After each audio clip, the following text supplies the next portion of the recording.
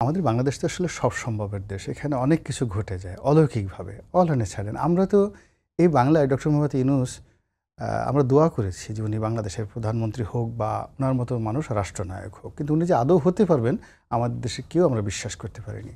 আমাদের দেশে এখন ধরেন সার্জিস, হাসনাত যে সমস্ত জাতীয় নেতার নাম আসছে, নাসিরুদ্দিন পাটোয়ারি, আক্তার, বিশ্বাস করেন আজ থেকে ১২ মাস আগে ১৪ মাস আগে বাংলাদেশের কোনো মানুষের মাথায় আপনি যদি এরকম বড়, বড় গজাল দিয়ে সবচেয়ে বড় বুদ্ধিজীবী আমাদের ধরেন ফরহাদ মাজহার।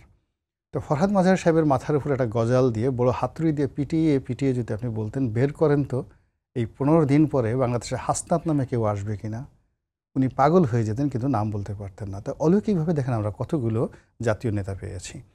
আমাদের দেশে যারা উপদেষ্টা মণ্ডলীতে এসছেন, এরা যে এইভাবে হঠাৎ করে উপদেষ্টা মণ্ডলীতে আসতে পারেন, এটা তো আমরা কখনো স্বপ্নে কল্পনা করিনি। অলৌকিকভাবে ঘটে গেছে।